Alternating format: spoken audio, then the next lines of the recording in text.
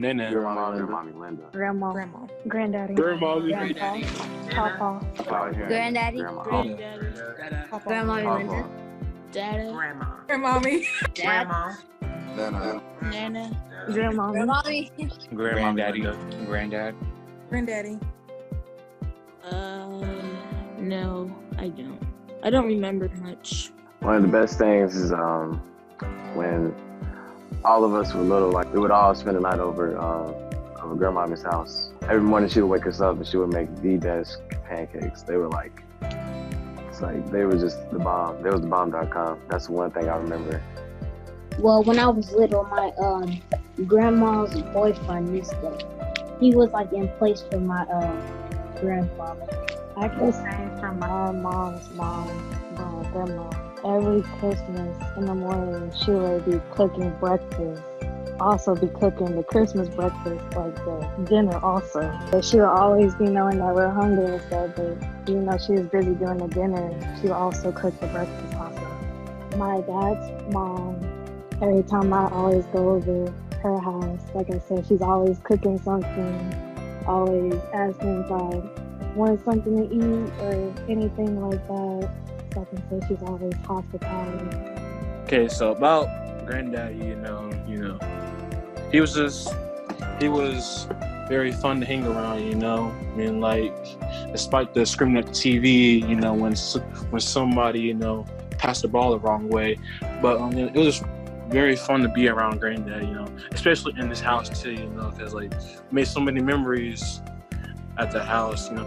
Grandmommy, very outspoken, lovely lady, dresses nice. She believes in dressing nice, and very God-fearing woman. She was very, I guess you can say, submissive, and she was very sweet to our grandfather and us. So I appreciate that. My grandmommy Linda. She is literally the sweetest thing on the earth. She always calls me handsome. Every time she sees me, she's like, "How you doing, handsome? My handsome grandson." Like, that's all she ever calls me. She reminds me a lot of Medea, because the one thing about my grandmommy Linda, she's like 6 foot, and she's very like I said, she's very sweet. She'll kiss on you, love on you, but she has like 2 or 3 guns. So like, she's always packing. My mom's dad, he's really like about his business. Like, he's always about like money and stuff like that. He will always tell me that you gotta have a good education to have money. Even when it's not your birthday and stuff like that, he would even still send you money. That's one thing about him. He always is thinking of others. I never met him. I currently have 2 alive, both my grandmothers, which I'm very blessed to have. Both my granddads, I knew were great men. I know Papa he was an awesome grandfather. He is still the backbone of this family. Like, he was like the living version of Google. Like, any question or thing somebody had about something, he always knew the answer. He would always put you in the right direction. Then my other grandfather, my mom's dad, I never got to meet him.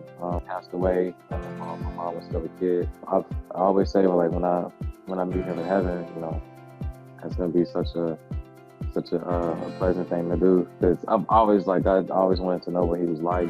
Basically, he was a nature man. He always loved fishing. He always loved, you know, going outside. So. One time, I think it was like 2 years, last year or 2 years ago, my family from Illinois came in town, and my grandma and our family was at her house, and we played football and basketball and stuff. I have one grandparent that is currently alive, but 3 went on to be with the Lord a couple of years ago.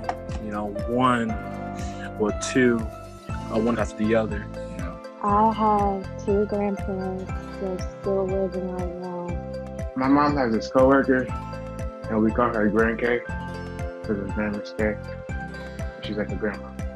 Very God-fearing. He showed us how to be a leader. And I take my leadership skills from him.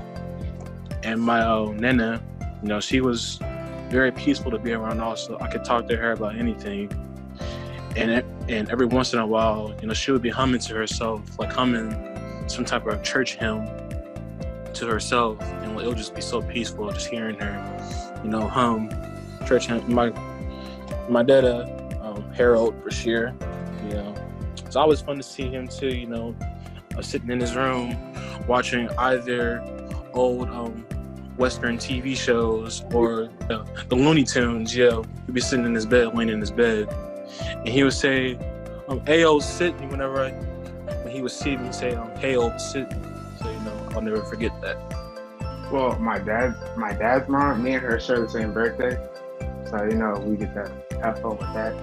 So, one of the funniest stories is a lot of times when grandma is in her cleaning spirit, she likes to make you do extra work, and one of her favorite things to make you do is pick up invisible lint that's on the floor. I don't know what she sees, but what I see between her is two totally different things. What she sees is a big piece of lint. I just see a blank piece of air on the floor. Pick up that piece of lint right now.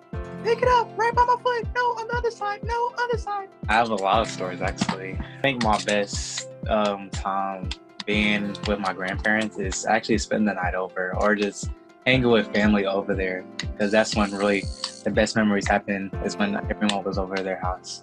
One of my best memories is when me, Sydney, and Connor spent the night over. Since Granddaddy was a big Louisville fan, whenever that Louisville game came on, it was lights off. You wasn't speaking. You had to watch it. With my grandmother, on my mom's side, we shared the liking of watermelon. We love watermelon. And Raquel went out there for 4th of July, and we just spent time with her. And she said, "You really want to come out and spend time with me?" And I was like, "Yeah." And so that was one of our memories. She was very just loving to all of her grandkids. Nobody had to be blood related to be her grandkid.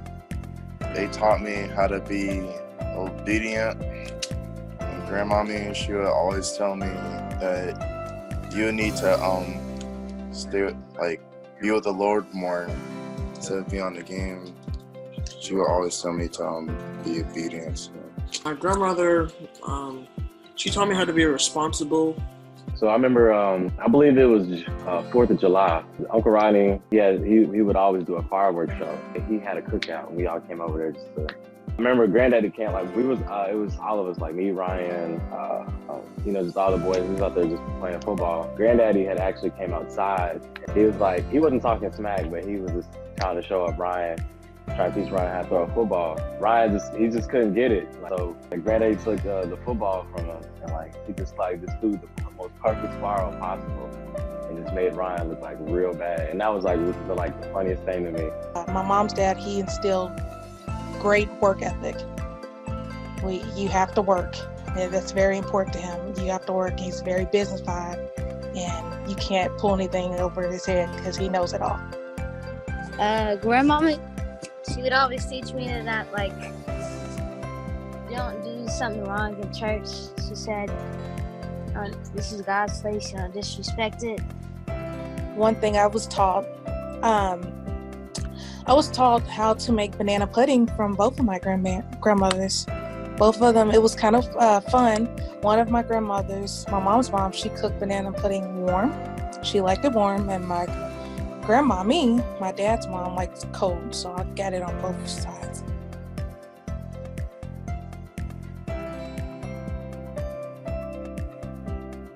Recently, I've been keeping in touch with Grandmommy a lot, and so that means talking more a lot. And a lot of people know that she's got this iPhone, so she upgraded from the flip phone to the iPhone.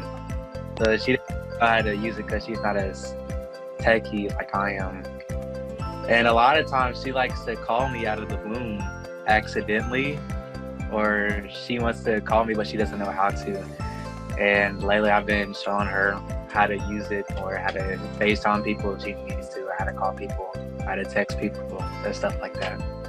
So my dad took us to her house one day because we had to give her a Roku stick, and then she was wondering how to get our phone number. So we gave her a phone number. She said, "So how do I text you?" So it took probably 30 minutes to teach her how to download the app and text. Okay. I know when my mom's mom, my grandmother, when she got her phone for the first time, so we were showing her different things on the phone that you can do. I was like, you can text, you can call, FaceTime, do whatever. And so one morning I'm on the bus, and mind you, it's like 6 o'clock in the morning. And I get a FaceTime call, and I look at it, it says grandma. And in Albuquerque, they're 2 hours behind, so it's like 4 o'clock her time. And I'm like, why is she calling me? And I answer, and she's like, oh, I didn't know I was calling you. I was like, yeah, you calling me. She said, oh, are you on the bus? I said, yeah. She said, oh, okay. She said, have a good day at school. I said,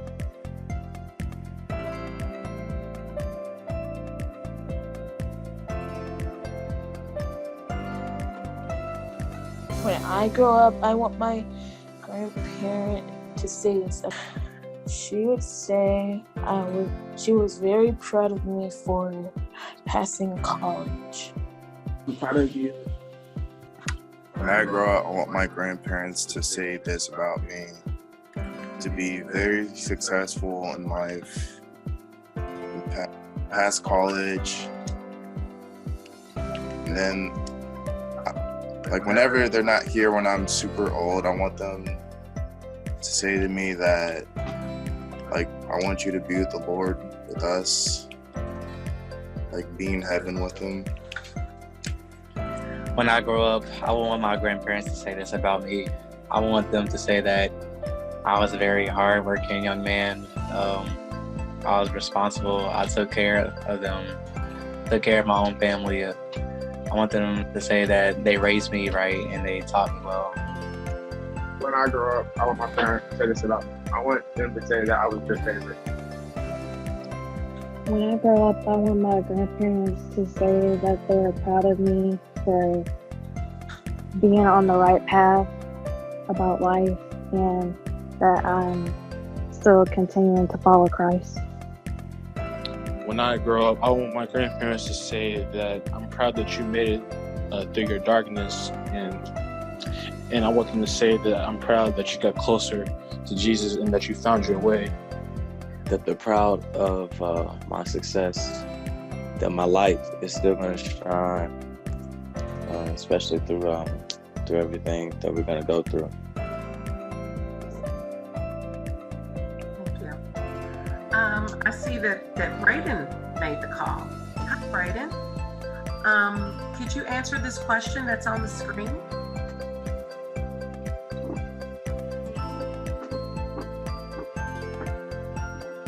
It's okay for you to come off. When I'm adult, I want my grandparents to think of me as a young man that isn't scared of isn't fearful, and respects their elders and doesn't always rude to any other people. When I grow up, which I'm already up, I want my grandparents to say that I kept the legacy alive. I was respectful, dependable, and loving, and just kept that Jones and Sparks legacy alive.